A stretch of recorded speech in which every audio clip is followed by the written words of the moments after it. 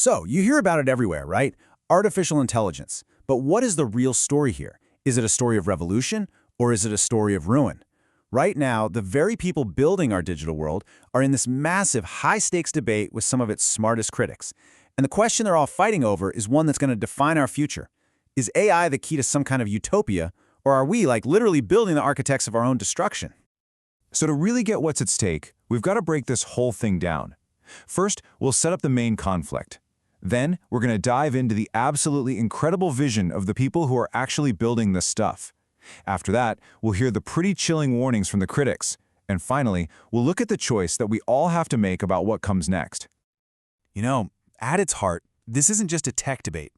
It's a fundamental clash of how people see the world. One side is promising progress that we can barely even imagine. The other side? They're warning of a danger so big it could totally unravel society as we know it. And that leaves us with this really critical question. What exactly is this technology? Is it the next industrial revolution, a tool to empower all of humanity?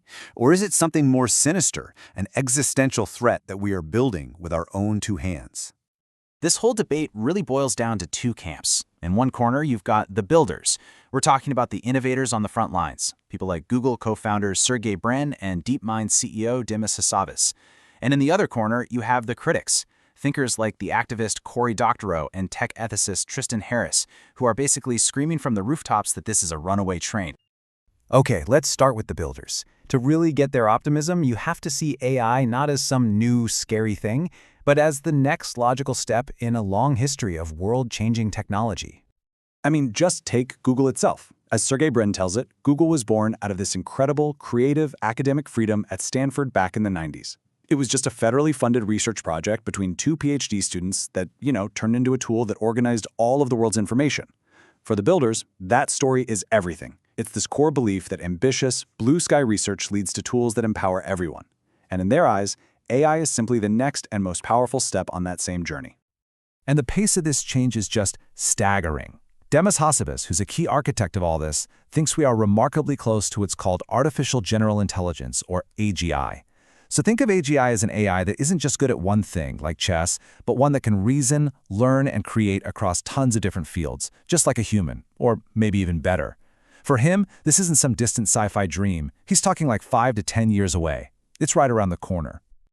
And this isn't just theory. Hassabis points to what today's AI models can already do. It's wild. They don't just see pixels in a movie, they get the subtext and the themes. A game developer can now mock up a complex video game in an afternoon, not a decade. For the builders, these aren't just cool party tricks. They see these capabilities as the foundation for solving humanity's biggest challenges, like accelerating drug discovery, designing new materials to fight climate change, and just unlocking whole new frontiers of science. Okay, but for every one of those mind-blowing demos, there's a really chilling warning. The critics, well, they see a very, very different picture. They argue that behind all this hype and innovation is an unstable economic bubble and a social crisis just waiting to happen. Let's start with the money. Journalist and activist Cory Doctorow, well, he doesn't pull any punches. He sees this AI boom not as real, sustainable growth, but as a bubble. A bubble so massive that when it bursts, it could make the 2008 financial crisis look like a walk in the park.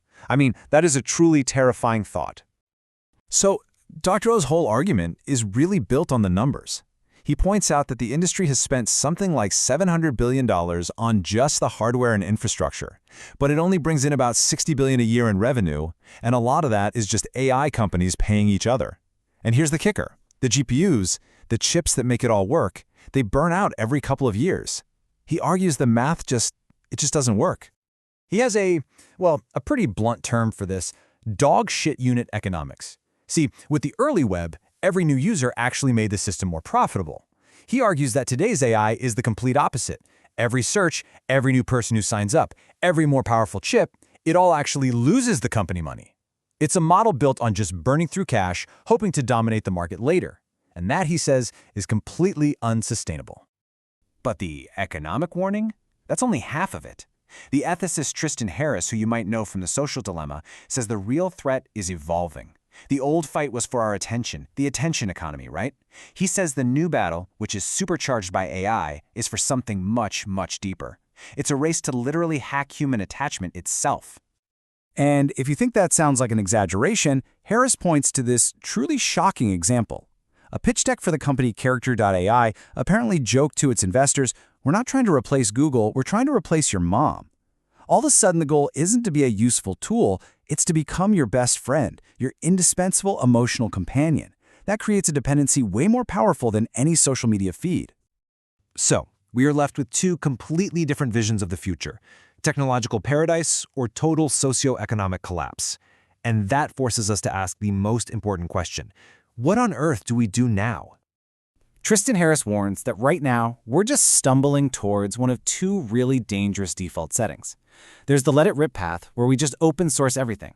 That spreads out the benefits, sure, but it also spreads out catastrophic risks to everyone. Or there's the lock it down path, where a few giant companies control this godlike power, creating a totally unchecked authority. And he says neither of those is a future we should want. The alternative, Harris argues, is to draw some clear, red lines. This basically means we as a society have to decide that some things are just off limits. Imagine a world where we all agree to ban AI companions that are designed to exploit loneliness or AI systems that can cook up bioweapons. This isn't about stopping progress. It's about making a conscious choice to actually steer it instead of just letting it run wild. But the builders, they see a different way to stay safe. Dimas Hassabis argues that the free market itself can act as the guardrails. His theory is that big corporate clients are going to demand guarantees about safety and data privacy. So in his view, capitalism will naturally reward the most trustworthy companies, and that will steer the whole industry in the right direction without needing a bunch of heavy-handed rules. At the end of the day, it all comes down to this. On one side, you have the builders. They're driven by innovation and a deep faith in market forces. On the other side, you have the critics, and they're calling for us to be intentional, to draw clear red lines. The most powerful technology in human history is being built right now, as we speak. So the question is, who do you trust to be in the driver's seat?